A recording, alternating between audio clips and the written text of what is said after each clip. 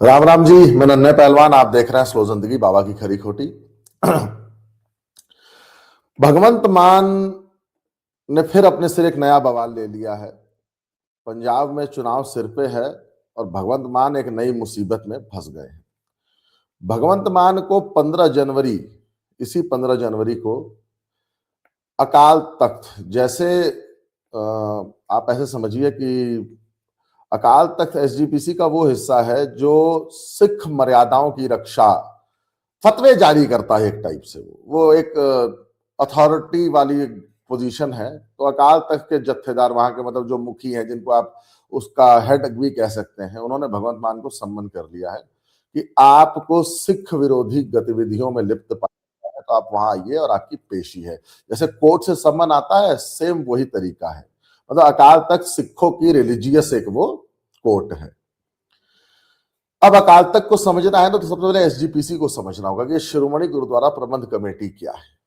सन 1920 में एसजीपीसी की स्थापना होती है। 1925 में गुरुद्वारा अधिनियम, सिख गुरुद्वारा अधिनियम के तहत उसको मान्यता मिल जाती है। अब एसजीपीसी को आप ऐसे समझिए कि वो कोई धार्मिक संस्था नहीं है, वो अपने आप में पूरी एक मजबूत राजनैतिक और प्रभावशाली संस्था है। मतलब अगर गुरुद्वारा जैसे मस्जिदों से तकरीर होती है ना हर शुक्रवार को, तो उसको कोई भाषण नहीं माना जाता है। वो जैसे वो कोई भाषण नहीं है, वो अपने आप में एक आदेश है। तो वैसे ही अकाल तख्त से कही गई हर बात हर सिख के लिए आदेश है।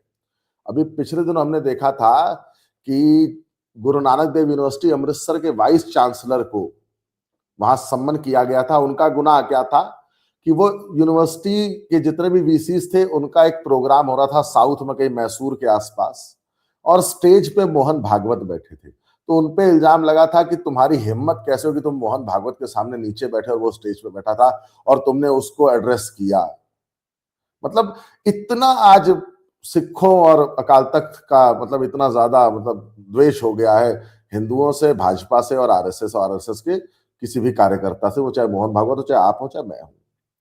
अब इसमें दूसरे पार्ट पे आते हैं कि भगवंत मान ने क्या कहा था। भगवंत मान ने पिछले दिनों एक बयान दिया कि एक्चुअली अकाल तख्त ने कहा था, एक सिंगर हुए जसबीर जस्सी, जिनका एक गाना बड़ा फेमस हुआ है, दिल ले गई कुड़ी गुजरात दी, एक मुंडा पंजाबी जिदे नैन शराबी, ओनू लव यू आख दी, दिल ले गई कुड़ी गुजरात दी। बड़ा सुपरहिट गाना था लेट 90s का।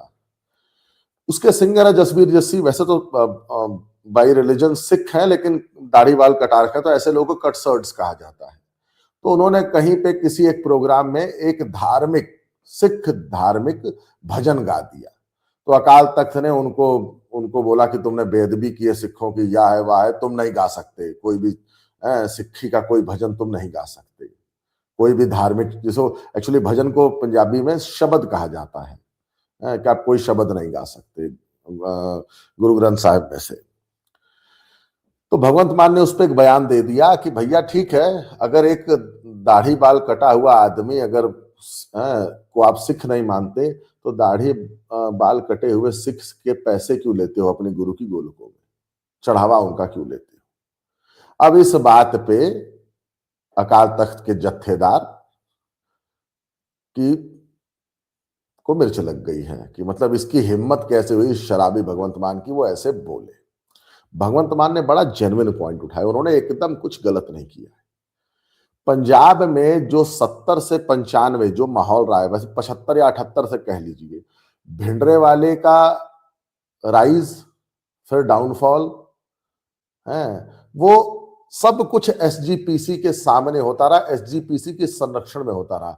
एसजीपीसी ने कभी खुल के अपने किसी मंच से खालिस्तान की डिमांड नहीं की, लेकिन भिंडरावाला जैसे आदमी को, अमृतपाल सिंह जैसे आदमी को अपने हर उस, भाई एसजीपीसी के कंट्रोल के जितने गुरुद्वारे थे वहां पे आपको मंच दिया। और मैं आपको फिर कह रहा हूं, उन गुरुद्वारों से वो जो भाषण होता है ना, वो एकदम मुसलमानों के स्टाइल में आदेश होता है।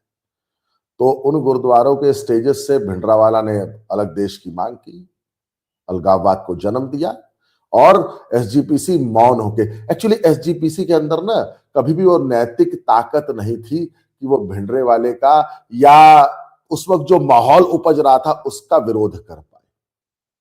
आज भी हम क्या कहते हैं कि आज भी पंजाब के सिख इस अलगाववाद की बात का ना कोई विरोध नहीं कर पाते हैं। उसको मतलब इनके अंदर इतना भी नैतिक बल नहीं रह गया है कि वो इसको बोल सके कि अलगाववाद हमारे देश को तोड़ रहा है, सिक्खी को हिंदुत्व से अलग कर रहा है। अब भगवंत मान वाले लेटेस्ट केस पे आते हैं। भगवंत मान साहब ने जो कुछ कहा वो एकदम जेन्युइन बात की, उसमें उन्होंने कुछ गलत नहीं कहा है, लेकिन अब बेचारे भगवंत मान को कह के फंस गए हैं। अब भगवंत मान को जब वहां 15 तारीख को सम्मन कर लिया गया है, भाई एकदम जैसे सुप्रीम कोर्ट, आप ऐसे इसको ऐसे समझिए कि सिखों का सुप्रीम कोर्ट है। अब सिखों के सुप्रीम कोर्ट ने सम्मन कर दिया तो भगवंत मान साहब, क्योंकि भैया चुनाव है, पंथक वोट लेना है। आज भाई देखिए, एसजीपीसी शुरू से तो वैसे अकाली दल की तरफ हमेशा उसका झुकाव रहा है, लेकिन जब से अमृतपाल सिंह जूनियर संत जी, या संत जी की फर्स्ट कॉपी, भिंडरावाला की फर्स्ट कॉपी उसको कहा जाता है, जब से वो आया है और वो जब से सांसद हुआ है, उसके अलावा एक और सांसद हो गया है जिसने उस व्यक्ति का बेटा जिसने इंदिरा गांधी का मर्डर किया था, हैं, वो 2 सांसद हो गए, इनकी पंथक पार्टी बन चुकी है। तो सबको पता है कि सिख पंथ का जो कट्टर सिख वोट है वो अमृतपाल के यहाँ भी जाएगा, वो अकाली दल में वापस भी जा रहा है। तो भगवंत मान अब इतना बुरा फंस गए हैं कि भगवंत मान ने कहा है कि मैं एकदम एक विनम्र सिख के रूप में नंगे पैर चल के जाऊंगा अकाल तख्त में और अपनी बात रखूंगा, वहां पेश हो जाऊंगा, अपनी पेशी पे जाऊंगा। अब देखिए इसमें 2 चीजें हैं। इन बातों को देखिए, सबसे पहले तो भगवंत मान की उस बात को क्लियर कर लीजिए कि भगवंत मान ने कोई राजनैतिक बयान नहीं दिया था, वो एक पूरा रिलीजियस बयान था कि भैया अगर तुम एक कटसर्ड को या एक जिस जिस सरदार ने दाढ़ी बाल कटा रखे हैं उसको शब्द गायन नहीं करने दोगे तो गुरु की गोलकों में उनसे पैसा मत लो। अब इस बात से देखिए, मैं आज भी बता रहा हूं, एसजीपीसी का सारा प्रबंधन, एसजीपीसी का सारा जो स्ट्रक्चर है ना, या दिल्ली गुरुद्वारा प्रबंध कमेटी का और एसजीपीसी की लड़ाई, वो सिर्फ गुरुद्वारे की गोलकों पे कब्जा करने की है।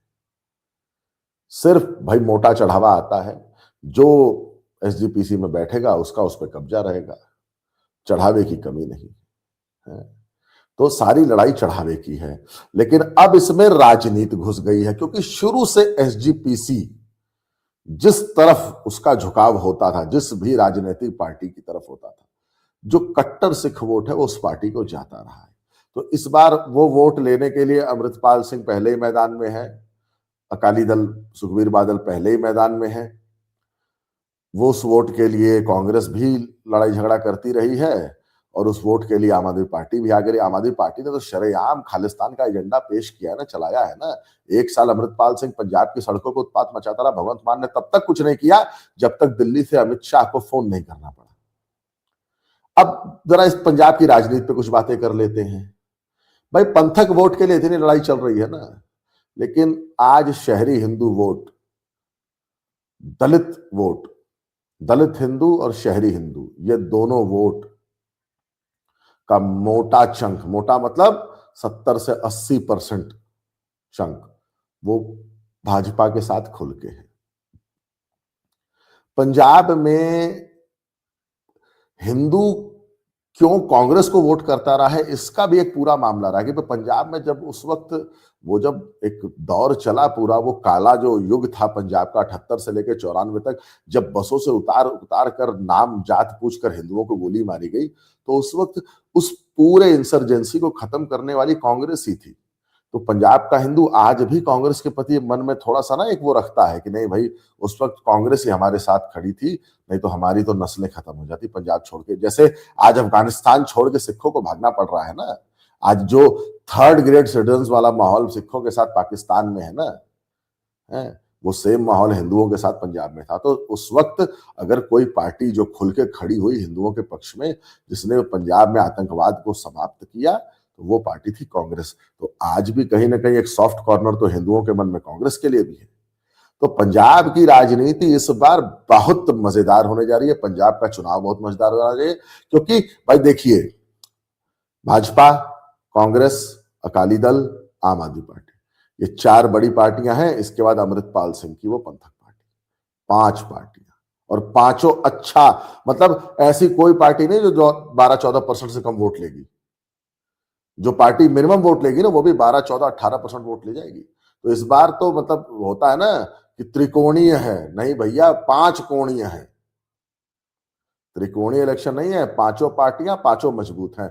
अगर बीजेपी हिंदुओं का वोट लेगी, दलित हिंदू का वोट लेगी, शहरी का लेगी, तो कांग्रेस भी हिंदुओं में अपनी, भाई उसकी भी पकड़ मजबूत है।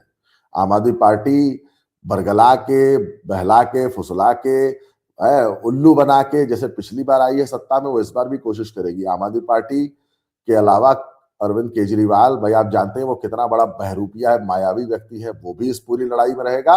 इस सब के अलावा सिख वोट किधर जाता है मेजॉरिटी, वो देखने वाला होगा। और जहां तक चांसेस हैं, हो सकता है कि बीजेपी और पहले की तरह अकाली दल का आफ्टर इलेक्शन कोalition हो जाए, पैक्ट हो जाए, वो इकट्ठे मिलकर सरकार बना ले। लेकिन इस बार पंजाब में फुल मेजॉरिटी किसी की आने नहीं जा रही है, अल्पमत की सरकार रहेगी। और आपको एक चीज और बता दूं, भाजपा और अकाली दल का विलय तो हो सकता है एक बार आफ्टर इलेक्शन, लेकिन दिल्ली की तरह कांग्रेस का और आम आदमी पार्टी का नहीं होगा। एक बार वो गलती कांग्रेस दिल्ली में कर चुकी है, कांग्रेस का सुपड़ा साफ कर दिया अरविंद केजरीवाल ने। आज कांग्रेस का नाम लेवा नहीं बचा है।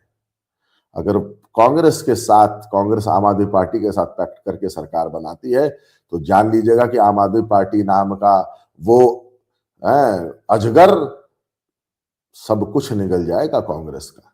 तो कांग्रेस वो गलती नहीं करने जा रही है। और रह गई बात, भैया देखिए हमारे अमृतपाल सिंह संत जी फर्स्ट कॉपी, तो वो भाजपा उनके साथ जाएगी नहीं, कांग्रेस के साथ वो नहीं जाएगा, तो उसके पास रहते जुलते एक पार्टी बचती, वो पार्टी आम आदमी पार्टी। क्यों? आम आदमी पार्टी पहले भी खालिस्तान और गुरपतवंत सिंह पन्नू से तो चंदा लिया था $16 मिलियन का है। तो जो खालिस्तानी फोर्सेस से चंदा ले सकती है पार्टी, तो वो एकदम अमृतपाल के साथ पैक्ट कर सकती है।